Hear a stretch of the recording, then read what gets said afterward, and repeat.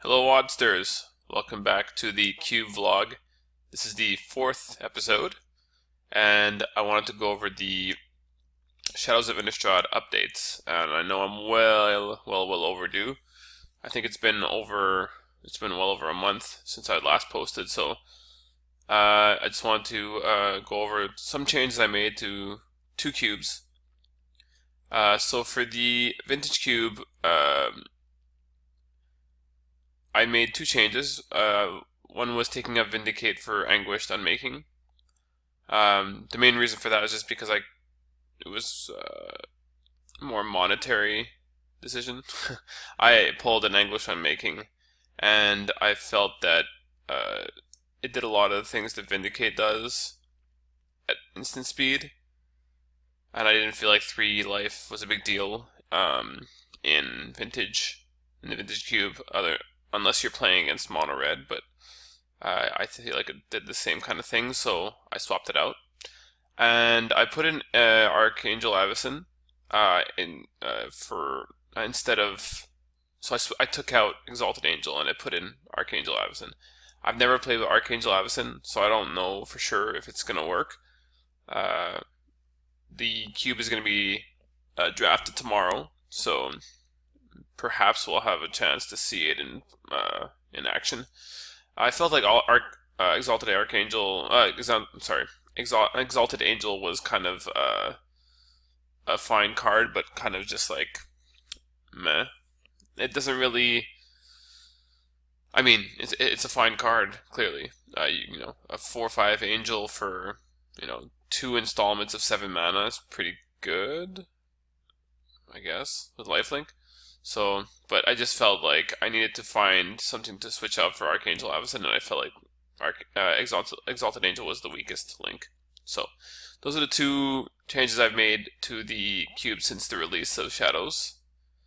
But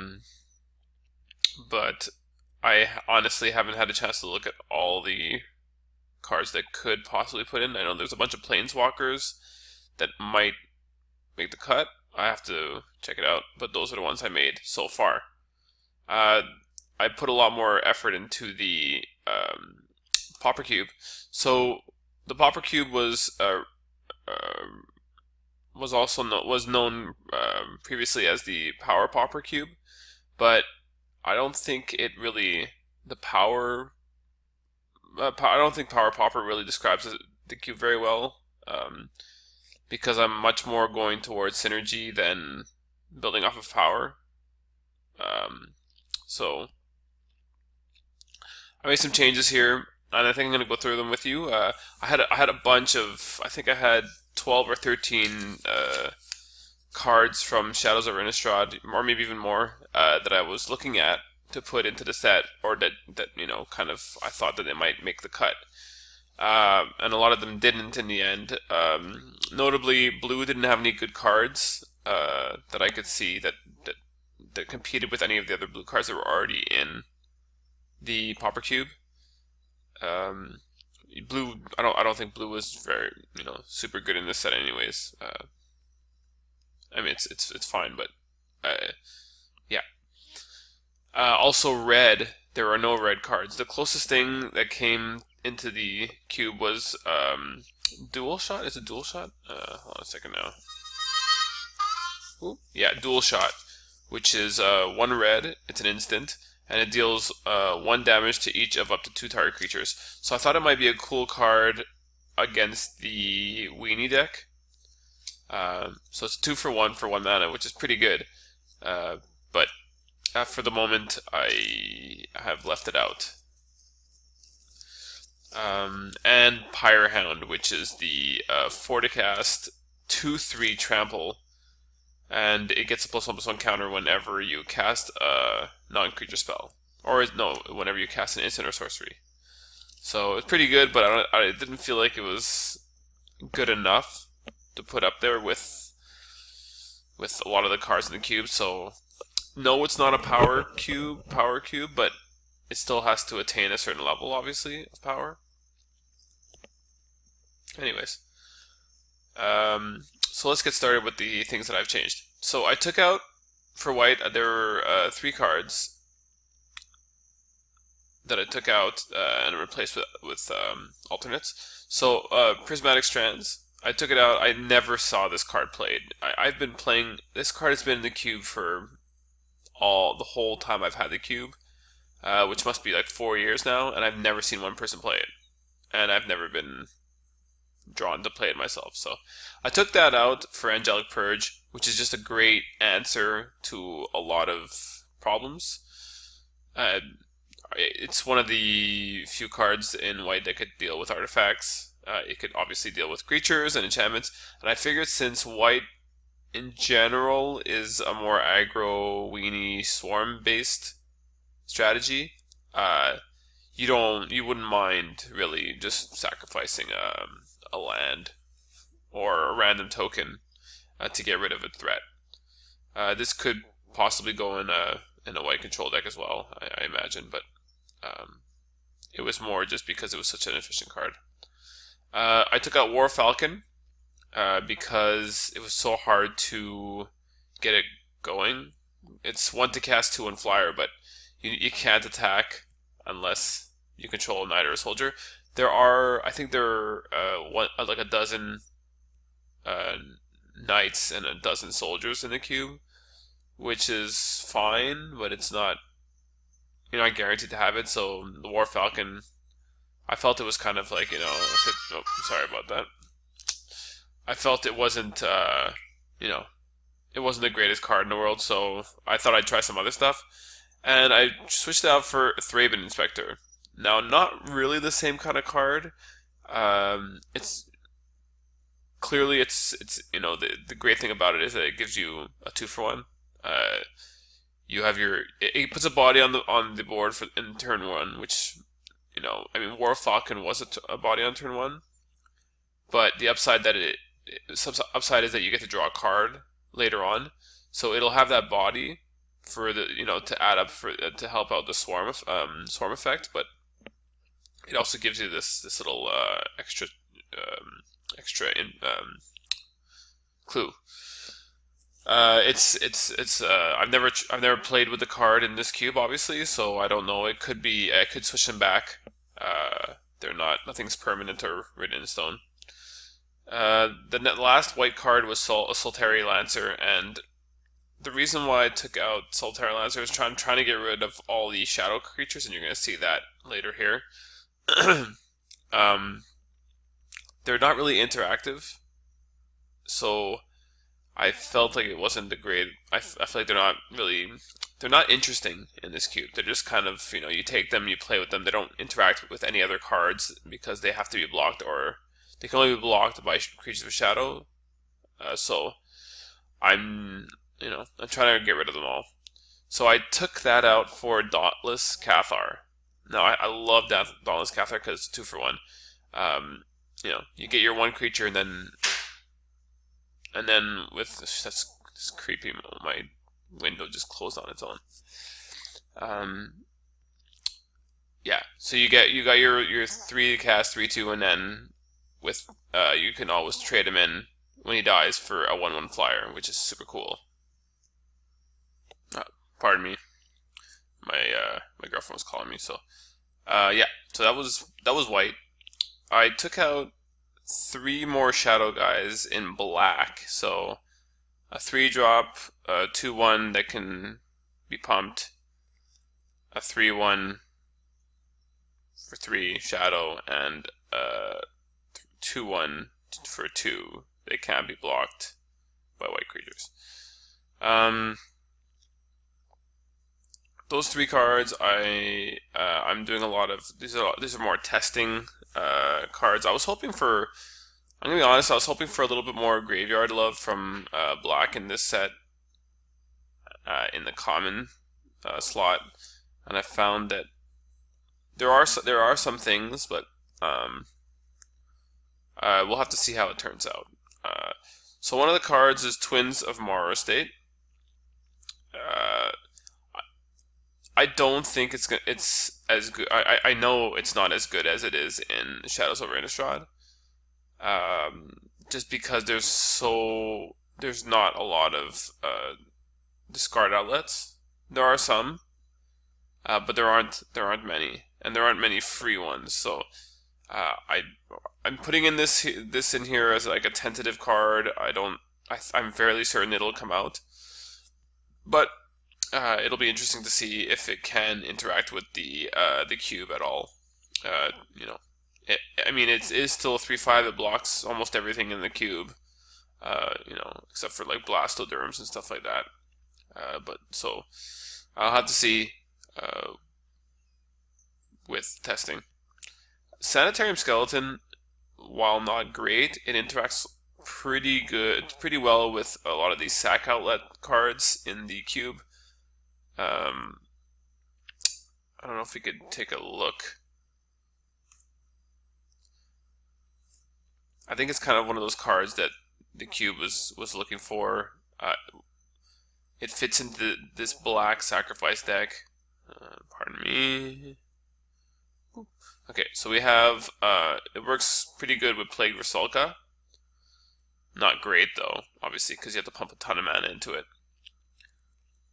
It works fairly well with, you know, anything that discards, like a Putrid Imp.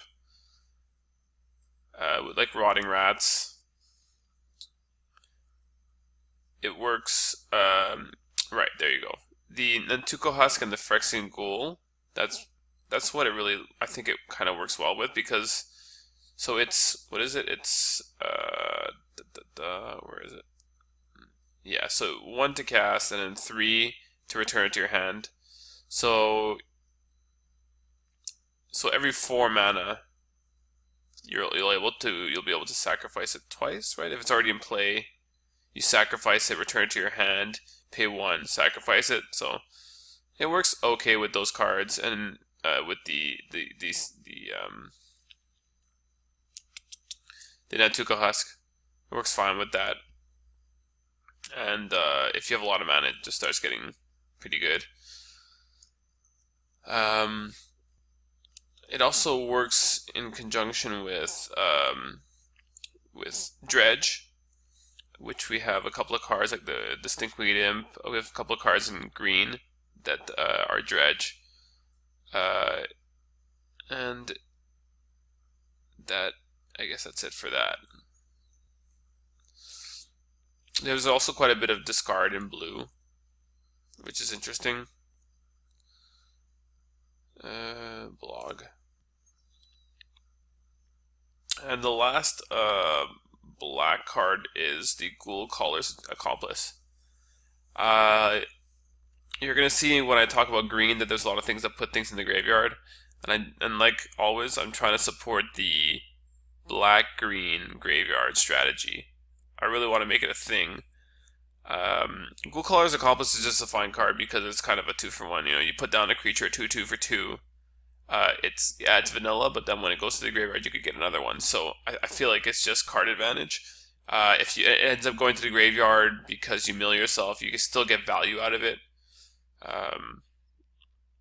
So I think it's a pretty good card. But like I said, you know, Twins of Mara State might work in the cube. Ghoul Caller's Accomplice might work in the cube, but they're not like, you know, solid cards. I'm kind of hoping that Eldritch Moon will give us some cards. Sanitary Skeleton is definitely a good card for this strategy that I'm trying to this strategy I'm trying to build up here. So let's go into green. So I took out Ashcoat Bear. I felt like you know, while a 2/2 for 2 is valuable with Flash, I felt like, I mean, I didn't play with it, I'm going to be honest with you, but I don't think that I don't think it really did anything.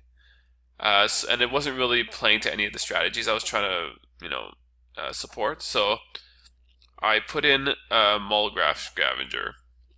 Now, I don't know if this is going to be a trap or this is a good card. So, again, I think you have to try stuff to find out if they work.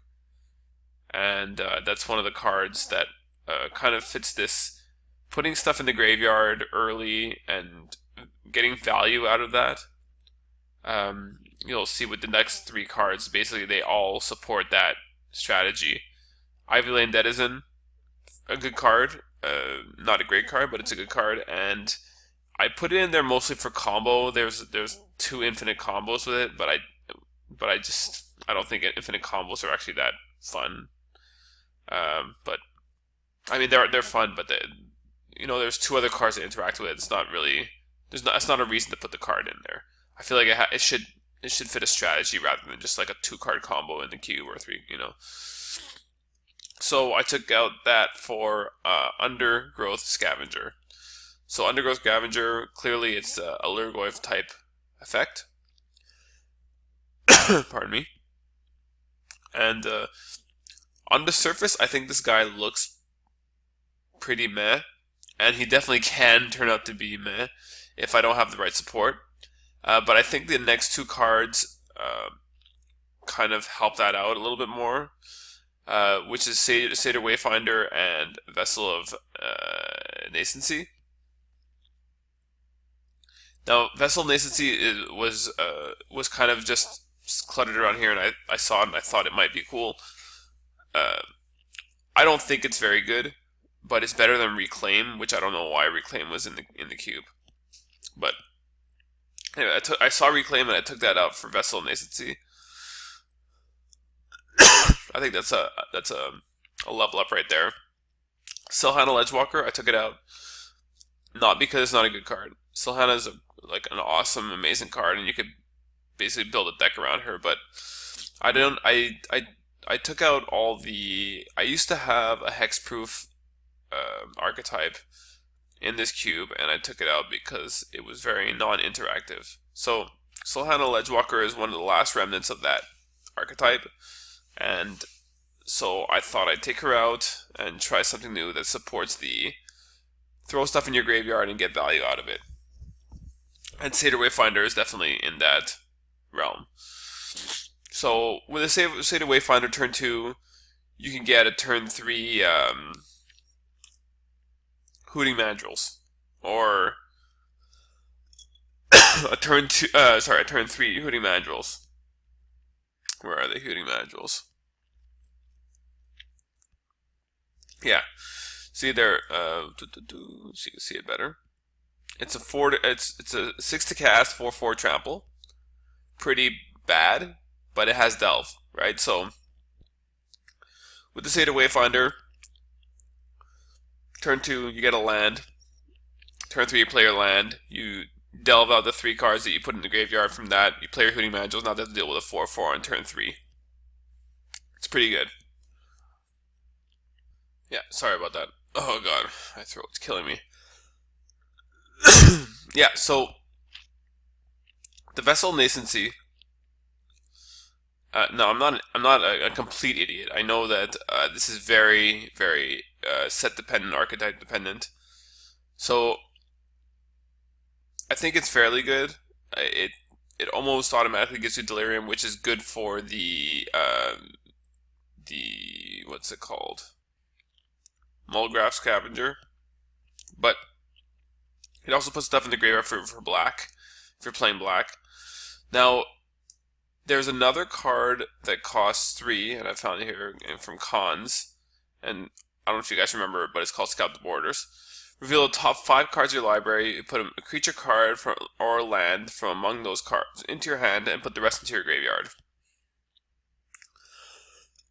Now, this is fairly good. I think in that green-black strategy, this could be a good card. It's not a great card, but it could be a good card, and it kind of does the same kind of thing that Nascency does, although Nascency puts itself in the graveyard, so it's a guaranteed enchantment. And then you also have the option of choosing an enchantment or planeswalker. Well, there's no planeswalkers in the cube, but so you get so I guess I'll just read it. Sacrifice the Vessel of Nascency. Reveal the top 4 cards of your library. You may put an artifact, creature, enchantment, land, or planeswalker card from among them into your hand. Put the rest into your graveyard.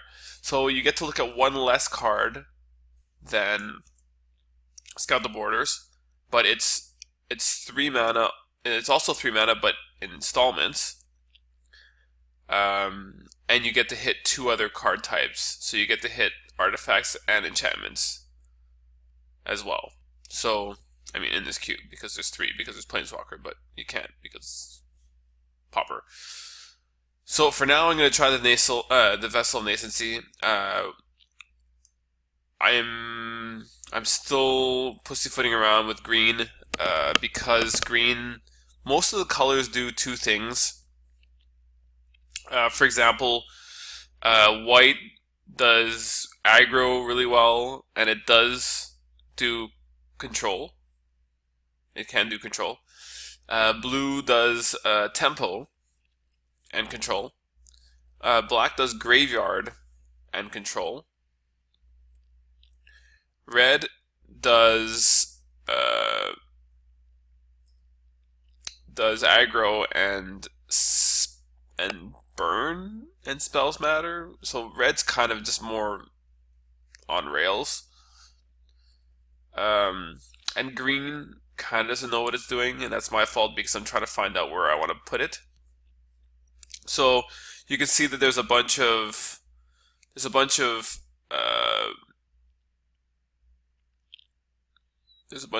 rampers. Well, there's 2 rampers. I thought there were more than that. Hell is missing Lana.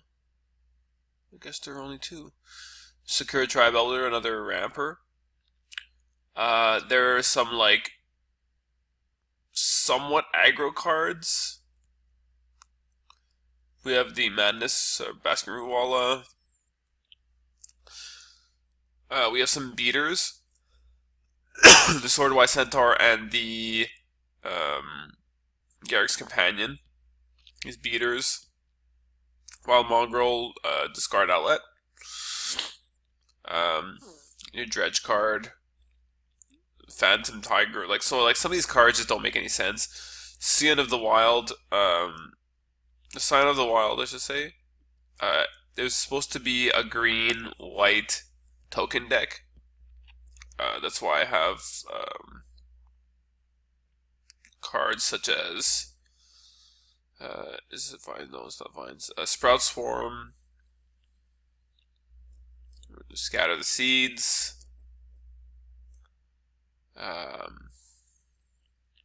Guild Thief Ambush. These all make little 1/1 tokens, and then you can power out through those 1/1 tokens. You can power out the Siege Worm. You can what's the other stuff? What do we just have? Oh yeah, you can pump up the Scion of the Wild. It also, like, Saddleback Lagak also helps out with that strategy. So I don't know. I realize that green is a little bit mixed up because it's kind of trying to do a bunch of things. It has on one end it has this minor aggro plan. It has the beatdown. Green's always been beatdown. It has ramp. It also has support for black, and it also has with the ramp it has cards that are actually ramp targets. So it's trying to do a lot of things, and I don't mind green being like a support color, but I think I should, in the next couple of updates, I should try to solidify what green actually wants to do in particular, because I feel like it's all over the place. Nothing really works together. If you look at the first 6 picks, nothing really works together. They're all they fit into strategies that exist in other colors, and I don't know if that's a good or a bad thing. Anyways, I guess building a cube is a learning experience, so it is what it is. So anyways, that's it. That's it for this episode. Sorry it took so long for the episode to come out, and sorry this took so long as well. But yeah, I'm hoping that in the next coming months, I can't remember when Eldritch Moon comes out. Eldritch, is that how you spell it? Is that not how you spell it? Eldritch. Okay, Eldritch Moon. It's coming out in a couple of months, in a month or two. Let's see. We're May right now. We're middle May. and they announced it to be July. Oh, okay, so we still have another month and a bit. I think there's some other sets coming out. Is there not Conspiracy coming out soon? There's also the Commander stuff coming out eventually. Anyways, there's a bunch of sets coming out soon, so I'm just hoping that there's something that can help green and black out a little bit more. Blue is such a strong color. Red's such a strong color. White, it knows what it's. Those three colors know what they're doing. They're super streamlined. They're you when you open up a pack with those colors, you know exactly what they want you to do. And you have some fun stuff to do with it too. You're not on rails. Like you can do some fun stuff with it. But I feel like I said, black. It is clear that it's a graveyard. It's graveyard oriented, but I feel like it's missing some pieces to really pull it all together. Green all over the place, so that's something I have to look at again. But yep, so that was fun, and I hope you guys got something out of it. If you have any comments, you could always put it in the comments below. Although not many people see this, so I doubt I'll have comments. But anyways, thanks for hanging around, and I'll see you next time.